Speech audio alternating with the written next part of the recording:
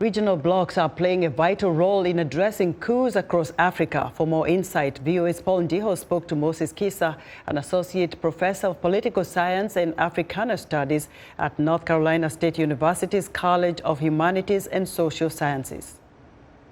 The African Union, which had previously taken a rather strong stance against what the AU calls unconstitutional changes of government, in more recent years, the AU has come across as lacking the skin and the spine to actually take action.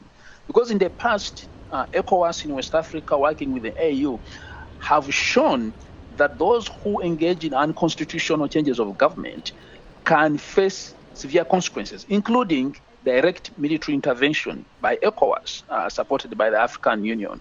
So the coup contagion that has been happening, I think, is in part because there hasn't been resolute and decisive action undertaken by the African Union and by regional economic communities like ECOWAS in West Africa. A lot of people have said that at the end of the day, these are just clubs of people who protect each other. They don't have the teeth to bite. It's only talk, but they can't walk the talk. The OAU, the predecessor organization to the African Union, was for the most part a clubbing of autocrats. And the OAU was completely spineless and incapable of doing anything. For example, one of the things that the African Union has been doing, for which it deserves credit, is that every time there is a coup, every time there is an unconstitutional change of government using force, the African Union promptly suspends that country from its membership. The AU has been inconsistent. I think that's where the issue is.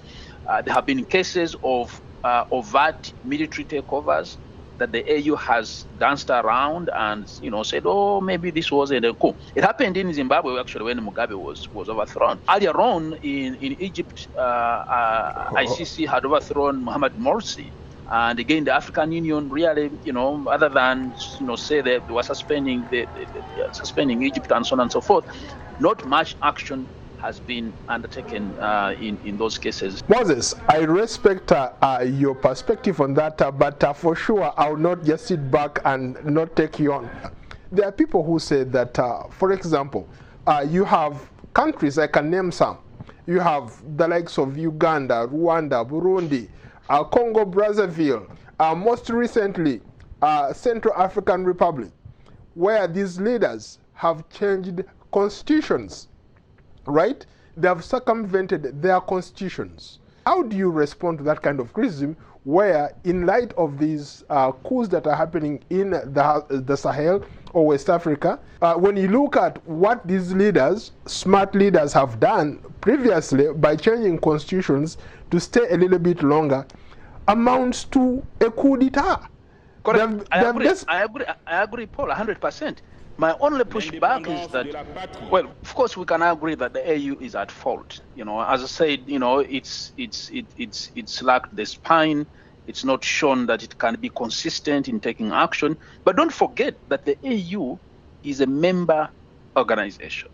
Its strength, its impact is as good as the membership. So the African Union is hamstrung by the fact that its actions are based on its membership. And it's the same members that are engaged in wrongdoing, so they cannot punish themselves.